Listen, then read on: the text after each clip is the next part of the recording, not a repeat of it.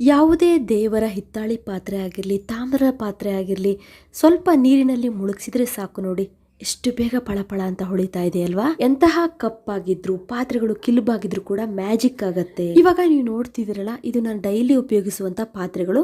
ಒಂದು 2-3 ದಿವಸ ಆಗಿದೆ ನೋಡಿ, ಎಷ್ಟು ಕಪ್ಪಾಗಿದೆ ಅಂತ ಹೇಳಿ. ಇಲ್ಲಿ ನೋಡಿ, ಎಲ್ಲ ಕಲೆ ಕೂತಿದೆಯಲ್ವಾ. ಇದನ್ನು ನಾವು ಎಷ್ಟು ಆರಾಮಾಗಿ, ಯಾವುದೇ ಬ್ರಷ್ ಹಾಕಿ ತಿಕ್ಕಬೇಕು ಅಂತಿಲ್ಲ, ಹುಣಸೆಹಣ್ಣು ಬೇಡ, ಲಿಂಬೆಹಣ್ಣು ಬೇಡ, ಏನೂ ಬೇಡ, ಯಾವುದೇ ಶ್ರಮ ಕೂಡ ಬೇಡ. ದೇವ್ರ ಪಾತ್ರೆ ತಿಕ್ಕಬೇಕು ಅಂದರೆ ನಮ್ಮ ಕೈಯೆಲ್ಲ ನೋವಾಗತ್ತೆ, ಕೈಯೆಲ್ಲ ಬಿರುಕು ಬಿಟ್ಟಂಗೆ ಆಗುತ್ತೆ, ಕೈ ರಫ್ ಆಗತ್ತಲ್ವ. ಇನ್ನು ಮುಂದೆ ಯಾವುದೇ ಟೆನ್ಷನ್ ಇಲ್ಲದೆ ಎಷ್ಟು ದೇವ್ರ ಪಾತ್ರೆ ಇದ್ರೂ ಆರಾಮಾಗೆ ನೀವು ಪಳ ಹೊಳೆಯೋ ರೀತಿ ತೊಳಿಬೋದು. ನೋಡಿ ನೋಡಿ ಎಷ್ಟು ಚೆನ್ನಾಗಾಗಿದೆ ಎಲ್ಲ ಪಾತ್ರೆಗಳು ಅಂತ ಹೇಳಿ. ನೀವು ಇಲ್ಲಿ ನೋಡ್ತಿದ್ದೀರಲ್ಲ, ಹಿತ್ತಾಳಿ ಪಾತ್ರೆನ ನೋಡಿ, ಕೊಳೆಯಾಗಿದೆ, ಅದನ್ನು ನೀರಿನಲ್ಲಿ ಮುಳುಗಿಸಿದ್ದೀನಿ, ಕಪ್ಪಾಗಿದೆ, ಗಂಟೆ ಕೂಡ ಮುಳುಗಿಸ್ತಾ ಇದ್ದೀನಿ. ನೋಡಿ ಕಪ್ಪೆಲ್ಲ ಎಷ್ಟು ಬೇಗ ಕ್ಲಿಯರ್ ಆಗುತ್ತೆ ಅಂಥೇಳಿ, ಪಾತ್ರೆ ಎಷ್ಟು ಪಳಪಳ ಅಂಥೇಳಿ ಶೈನಿಂಗ್ ಬಂದಿದೆ ಅಂಥೇಳಿ. ಈ ಊದಿನ ಕಡ್ಡಿ ಸ್ಟ್ಯಾಂಡ್ ಕೂಡ ನೋಡಿ ಎಷ್ಟು ಚೆನ್ನಾಗಿ ಬಂಗಾರದ ಕಲರ್ ಬಂದಿದೆ ಅಂತ ಹೇಳಿ. ಹಾಗಾದರೆ ನೀವು ವಿಡಿಯೋ ನೋಡ್ಲಿಕ್ಕೆ ರೆಡಿ ಇದ್ದೀರಾ? Hello friends, welcome to Geeta Samsara Sante. ಯಾರು ಫಸ್ಟ್ ಟೈಮ್ ನನ್ನ ವಿಡಿಯೋ ನೋಡ್ತಿದ್ರು ಅವರಿಗೂ ಕೂಡ ನಾನು ವೆಲ್ಕಮನ್ನು ಕೋರ್ತೀನಿ. ಯಾರು ನನ್ನ ಚಾನಲ್ನ ಇನ್ನೂ ಸಬ್ಸ್ಕ್ರೈಬ್ ಮಾಡ್ಕೊಂಡಿಲ್ಲ, ಪ್ಲೀಸ್ ಇವಾಗಲೇ ನನ್ನ ಚಾನಲ್ನ ಸಬ್ಸ್ಕ್ರೈಬ್ ಮಾಡ್ಕೊಳ್ಳಿ. ಮತ್ತು ನನ್ನ ಎಲ್ಲ ವಿಡಿಯೋಗಳ ನೋಟಿಫಿಕೇಷನ್ಗೋಸ್ಕರ ಪಕ್ಕದಲ್ಲಿ ಒಂದು ಬೆಲ್ ಐಕನ್ ಇರುತ್ತೆ, ಅದನ್ನು ಪ್ರೆಸ್ ಮಾಡಿ. ಇವಾಗ ನಾವು ಫಸ್ಟು ಒಂದು ಡೀಪ್ ಆದಂಥ ಅಗಲವಾದಂಥ ಪಾತ್ರೆ ತಗೊಳ್ಳೋಣ. ಅದಕ್ಕೆ ನಾವು ನೀರನ್ನು ಹಾಕ್ಕೊಳ್ಳೋಣ. ನೀವು ಸ್ನಾನ ಮಾಡಲಿಕ್ಕೆ ಯಾವ ನೀರನ್ನು ಉಪಯೋಗಿಸ್ತೀರೋ ಅದೇ ನೀರನ್ನೇ ಯೂಸ್ ಮಾಡಿದರೆ ಸಾಕು. ಸ್ವಲ್ಪ ಈ ಪಾತ್ರೆ ತುಂಬುವಷ್ಟು ನೀರನ್ನು ನೀವು ಹಾಕ್ಕೊಳ್ಬೇಕು. ಇದಕ್ಕೆ ನಾನು ಲೆಮನ್ ಸಾಲ್ಟನ್ನು ಹಾಕ್ತಾಯಿದ್ದೀನಿ. ನೀವು ಕನ್ನಡದಲ್ಲಿ ಲಿಂಬುಪ್ಪು ಅಂತ ಹೇಳಿ ಸಿಗತ್ತೆ ನಿಮಗೆ, ಅಂಗಡಿಲಿ ಹೋಗಿ ಕೇಳಿ, ಇದು ಆರಾಮಾಗಿ ನಿಮ್ಗೆ ಸಿಗತ್ತೆ. ಇಲ್ಲಿ ನಾನು 1 ಸ್ಪೂನಷ್ಟು ಈ ಲೆಮನ್ ಸಾಲ್ಟನ್ನು ಹಾಕ್ತಾಯಿದ್ದೀನಿ. ಪಾತ್ರೆಗಳು ತುಂಬ ಜಾಸ್ತಿ ಇತ್ತು ಅಂದರೆ ನೀವು 1 ಸ್ಪೂನು 2 ಸ್ಪೂನ್ ಎಕ್ಸ್ಟ್ರಾ ಹಾಕ್ಕೋಬೋದು, 3 ಸ್ಪೂನ್ ಬೇಕಾದರೂ ನೀವು ಹಾಕ್ಕೊಳ್ಬೋದು. ಇವಾಗ ನಾ ಇದಕ್ಕೆ ಜಿಡ್ಡೆಲ್ಲ ಹೋಗಬೇಕಲ್ಲ, ದೇವ್ರ ಪಾತ್ರೆ ಅಂದರೆ ಸ್ವಲ್ಪ ಎಣ್ಣೆ ಜಿಡ್ಡಿರುತ್ತಲ್ವ, ಅದಕ್ಕೋಸ್ಕರ 1 ಸ್ಪೂನಷ್ಟು ಡಿಶ್ ವಾಶನ್ನು ಹಾಕ್ಕೊಳ್ತಾ ಇದ್ದೀನಿ. ನೋಡಿ ಈ ರೀತಿ ಲಿಕ್ವಿಡನ್ನು ನೀವು ಯಾವುದಾದ್ರೂ ತೊಗೊಳ್ಬೋದು. ಇಲ್ಲಿ ನನ್ನ ದೇವರ ಪಾತ್ರೆ ಸ್ವಲ್ಪ ಪ್ರಮಾಣದಲ್ಲಿದೆ. ತುಂಬ ಪಾತ್ರೆ ಇತ್ತು, ಫಂಕ್ಷನ್ಗಳಿದ್ದಾಗ ಜಾಸ್ತಿ ಪಾತ್ರೆ ಆಗುತ್ತಲ್ಲ, ಆವಾಗ ದೊಡ್ಡ ಪಾತ್ರೆಯಲ್ಲಿ ನೀರನ್ನು ಹಾಕ್ಕೊಳ್ಳಿ. ಮತ್ತು ಸ್ವಲ್ಪ ಪ್ರಮಾಣವನ್ನು ಈ ಲಿಂಬುಪ್ಪಾಗಲಿ ಇಲ್ಲ ಡಿಶ್ ವಾಶ್ ಪ್ರಮಾಣವನ್ನು ಬೇಕಾದರೆ ನೀವು 2-3 ಸ್ಪೂನ್ ಜಾಸ್ತಿ ಹಾಕ್ಕೊಳ್ಬೋದು. ನೋಡಿ ಮ್ಯಾಜಿಕ್ ವಾಟರ್ ತಯಾರಾಯಿತು. ಒಂದು 30 ಸೆಕೆಂಡ್ಸ್ ಸ್ವಲ್ಪ ಈ ಥರ ಮಿಕ್ಸ್ ಮಾಡ್ಕೊಳ್ಳಿ. ಇವಾಗ ನಿಮ್ಮ ಪಾತ್ರೆಗಳನ್ನೆಲ್ಲ ಇದರೊಳಗಡೆ ಡಿಪ್ ಮಾಡಿ. ನೋಡಿ ಒಂದೊಂದೇ ಪಾತ್ರೆ ಹಾಕ್ಕೊಳ್ಳಿ. ದೇವರ ಪಾತ್ರೆಗಳನ್ನು ನೀರಿನಲ್ಲಿ ಮುಳುಗಿಸ್ತಾ ಬನ್ನಿ. ನೋಡಿ ಆಗಲೇ ಕಲರೆಲ್ಲ ಎಷ್ಟು ಬೇಗ ಕಪ್ಪೆಲ್ಲ ಚೇಂಜ್ ಆಗ್ತಾ ಇದೆ. ಪಾತ್ರೆಗಳು ಪಳ ಹೊಳಿಲಿಕ್ಕೆ ಸ್ಟಾರ್ಟ್ ಆಗುತ್ತೆ. ನಿಮ್ಮ ಪಾತ್ರೆಗಳು ಎಷ್ಟೇ ಕಪ್ಪಾಗಿರಲಿ ಒಂದೊಂದನ್ನೇ ನಾನಿಲ್ಲಿ ಈ ನೀರಿನಲ್ಲಿ ಮುಳುಗಿಸ್ತಾ ಇದ್ದೀನಿ. ನೋಡಿ ಸ್ವಲ್ಪ ಎಣ್ಣೆ ಜಿಡ್ಡಿದ್ರೆ ಈ ಥರ ಕೈನಲ್ಲಿ ಸ್ವಲ್ಪ ಈ ಥರ ವಾಶ್ ಮಾಡಿದರೆ ಸಾಕು, ಎಷ್ಟು ಬೇಗ ಕ್ಲಿಯರ್ ಆಗುತ್ತೆ ಅಂತ. ನೋಡಿ ಮತ್ತೆ ಅದನ್ನು ನೀರಿನಲ್ಲಿ ಮುಳುಗಿಸ್ತಾ ಇದ್ದೀನಿ. ನೋಡಿ ತಾಮ್ರದ ಚಂಪು ಕೂಡ ಎಷ್ಟು ಕಪ್ಪು ಕಲೆ ಆಗಿದೆ ಅಲ್ವಾ. ಇದನ್ನು ಕೂಡ ನೀರಿನಲ್ಲಿ ಈ ಥರ ಮುಳುಗಿಸ್ಬಿಡಿ. ಸ್ವಲ್ಪ ಚಿಕ್ಕ ಪಾತ್ರೆ ಆದರೆ ತಾಮ್ರದ ಚೆಂಬು ಮುಳುಗೋದಿಲ್ಲ. ಈಗ ನನ್ನ ಚೆಂಬು ನೀರಿನಲ್ಲಿ ಮುಳುಗ್ತಿಲ್ಲ, ಬಟ್ ನೀವು ಸ್ವಲ್ಪ ಈ ರೀತಿ ತಿರುಗಿಸ್ತಾ ಇದ್ದರೆ ನೀರು ತಾಗತ್ತೆ ತಾಮ್ರದ ಚೆಂಬಿಗೆ. ನೋಡಿ ತಾಗ್ತಾ ಇದೆ. ನೋಡಿ ಈ ತಾಮ್ರದ ಚೆಂಬಿನ ಮೇಲೆ ಇರುವಂಥ ಕಿಲುಬು ಕಪ್ಪೆಲ್ಲ ಮಾಯ ಆಗ್ತಾಯಿದೆ. ನೋಡಿ ಎಷ್ಟು ಬೇಗ ತಾಮ್ರದ ಚೆಂಬು ಪಳ ಹೊಳಿತಿದೆ ಅಂಥೇಳಿ. ತಾಮ್ರದ ಚೆಂಬಿನ ಒಳಗಡೆ ಇರುವಂಥ ಕಿಲುಬೆಲ್ಲ ಫುಲ್ ಕ್ಲಿಯರ್ ಆಗ್ತಾ ಇದೆ ಅಲ್ವಾ. ತುಂಬಾ ಸಿಂಪಲ್ ಆದಂಥ ವಿಧಾನ, ಯಾವುದೇ ಶ್ರಮ ಪಡೋದು ಬೇಡ. ನಿಮ್ಗೊಂದು ವೇಳೆ ಟೈಮ್ ಇಲ್ಲ ಅಂದರೆ ಈ ಥರ ಲಿಕ್ವಿಡ್ ಮಾಡ್ಕೊಳ್ಳಿ, ಎಲ್ಲ ಪಾತ್ರೆನೂ ಮುಳುಗಿಸಿಟ್ಬಿಡಿ. 1 ನಿಮಿಷ ನೀರಲ್ಲಿದ್ದರೆ ಸಾಕು, ಎಲ್ಲ ಪಳ ಅಂತ ಹೊಳೆಯುತ್ತೆ. ನೋಡಿ ಎಲ್ಲ ಪಾತ್ರೆಗಳು ಎಷ್ಟು ಕ್ಲಿಯರ್ ಆಗಿದೆ ಅಂತ ಹೇಳಿ. ಇನ್ನು ಮುಂದೆ ನೀವು ಹಬ್ಬ ಹರಿದಿನಗಳಿಗೆ ಹೆದರೋ ಅವಶ್ಯಕತೆಯೇ ಇಲ್ಲ. ಈಸಿಯಾಗಿ ಎಷ್ಟೇ ಪಾತ್ರೆ ಇದ್ರೂ ಆರಾಮಾಗಿ ಪಳ ಹೊಳೆಯೋ ರೀತಿ ಮಾಡ್ಕೊಳ್ಬೋದು. ಈಗ ನೀವು ಡಿಫ್ರೆನ್ಸ್ ನೋಡ್ತಾ ಇದ್ದೀರಲ್ಲ, ಈ ನೀರಿನಿಂದ ಯಾವುದೇ ನಮಗೆ ಸೈಡ್ ಎಫೆಕ್ಟ್ ಇಲ್ಲ. ನಮ್ಮ ಕೈಗಳು ಇನ್ನೂ ಸಾಫ್ಟ್ ಆಗುತ್ತೆ, ತುಂಬಾ ಕ್ಲೀನ್ ಆಗುತ್ತೆ. ನೋಡಿ ಎಲ್ಲ ಪಾತ್ರೆಗಳು ಎಷ್ಟು ಪಳ ಅಂತ ಹೊಳಿತಾ ಇದೆ.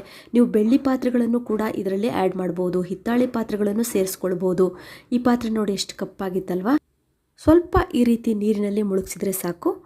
ನೀವು ನೋಡ್ತಿದ್ದೀರಲ್ಲ, ಅದಕ್ಕೋಸ್ಕರ ಸ್ವಲ್ಪ ಈ ರೀತಿ ಕೈ ಆಡಿಸ್ತಾ ಇದ್ದೀನಿ. ನೀವು ಈ ದೇವರ ಪಾತ್ರೆಗಳನ್ನು ನೀರಿನಲ್ಲಿ ಮುಳುಗಿಸಿಟ್ಟು ಬೇರೆ ಕೆಲಸವನ್ನು ಮಾಡ್ಕೊಳ್ಬೋದು. 1-1.5 ನಿಮಿಷದಲ್ಲಿ ಚೆನ್ನಾಗಿ ಅದು ಕೊಳೆ ಬಿಟ್ಟಿರುತ್ತೆ.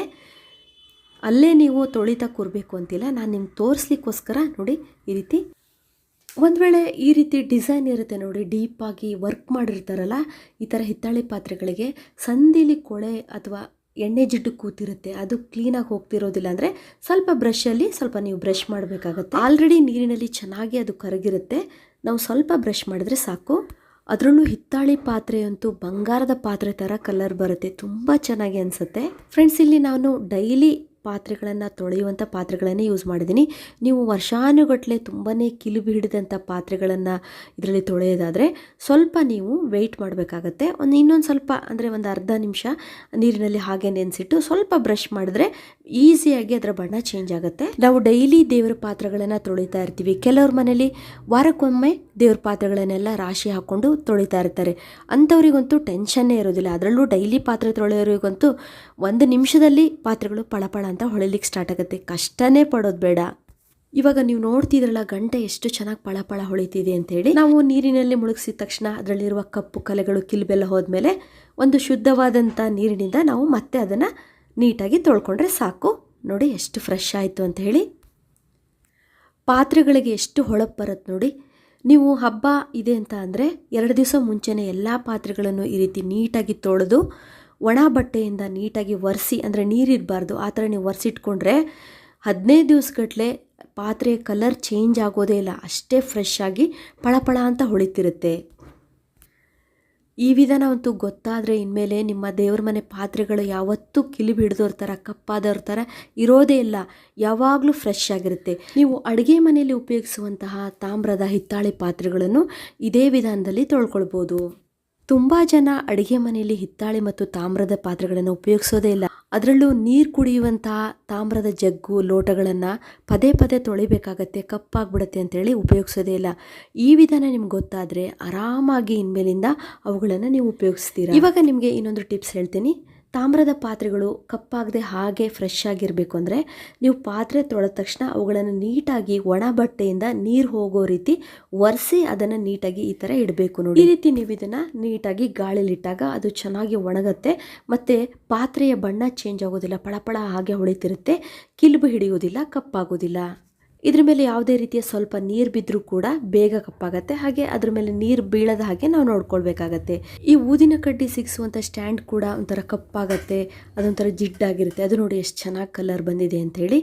ಅಷ್ಟು ಅದ್ಭುತವಾಗಿ ಕೆಲಸ ಮಾಡುತ್ತೆ ಈ ಮ್ಯಾಜಿಕ್ ವಾಟರ್. ನೋಡಿದ್ರಲ್ಲ ಫ್ರೆಂಡ್ಸ್, ಒಂದೇ ನಿಮಿಷದಲ್ಲಿ ನಾವು ಎಷ್ಟೊಂದು ಪಾತ್ರೆಗಳನ್ನು ತೊಳಿಬೋದು ಅಂತ ಹೇಳಿ ನನಗಂತೂ ತುಂಬಾ ಇಷ್ಟ ಆಯಿತು. ನಿಮಗೂ ಕೂಡ ಈ ವಿಧಾನ ತುಂಬ ಇಷ್ಟ ಆಗುತ್ತೆ ಅಂತ ತಿಳ್ಕೊಳ್ತೀನಿ. ಇಷ್ಟ ಆಗಿದ್ದಕ್ಕೆ ಒಂದು ಲೈಕ್ ಕೊಡಿ. ಮತ್ತು ಈ ವಿಡಿಯೋನ ಯಾರ್ಯಾರು ನೋಡ್ತಿದ್ರು, ಯಾವ ಊರಿಂದ ನೋಡ್ತಾ ಇದ್ರು, ಅವರೆಲ್ಲ ಯಾವ ಊರು ಅನ್ನೋದನ್ನು ಕಮೆಂಟ್ಸಲ್ಲಿ ತಿಳಿಸಿ.